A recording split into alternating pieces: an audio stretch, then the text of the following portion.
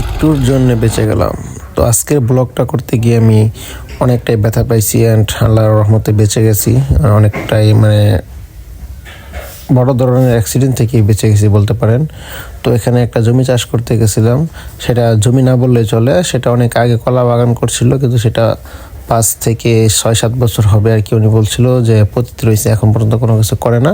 তো অনেকটাই টিলারালি, তো সেটা খারাপ হাল দিয়ে আমরা যেটাকে বলি যে কালটি, সেটা দিয়ে চাষ করতেছিলাম। তো প্রথম চাষটা করছি আমি সোজা ওই যে উঁচা উঁচা যে টিলাগুলো ছিল সেই টিলার সাইজে।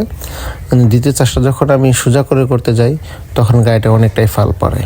তো আমি ভাবছিলাম যে একটা ভিডিও করি, একটা ব্লগ করি। তো সেজন্য একটু পার্ট নিতে যাই যে গাড়ি থেকে আমি একটু নেমে গাড়িটা চালাই, এই সিস্টেমটা করার জন্য। তো আমি গাড়ি থেকে নামার সময় ঠাস করে পড়ে যাওয়ার কারণটা ছিল আমার লুঙ্গিটা ব্রেকে বেজে গেছিলো, যার কারণে আমি পড়ে যাই। তো এই ধরনের ভিডিও কেউ বানাবেন না, কারণ আমি বানাতে যাই আজকে যেটা বুঝলাম যে যদি আমি চাকার তলে পড়তাম তাহলে আমার অবস্থাটা কী হতো সেটা আপনারাই বুঝতে পারতেছেন। তো ডেবাডিবি দেখেন কী পরিমাণ ডেবাডিবি গাড়ি, এখন খাইল্লা গাড়ি, আমি নাই। তো গাড়ি যে একা একা যাবে সেটা যেতে পারতেছে না। তো গাড়িতে আমি উঠলাম, ওঠার পরে দেখুন যে মাটিটা কেমন। রোজা রেখে এই জমিতে চাষ করা কতটা কষ্টকর হতে পারে আপনারাই ভাবুন। আর 1-2 চাষে কিন্তু এই জমিটা কিন্তু সমান হবে না, যা আমি এই জমিটা চাষ করার পরে সমান হবে, এটা আমার আইডিয়া।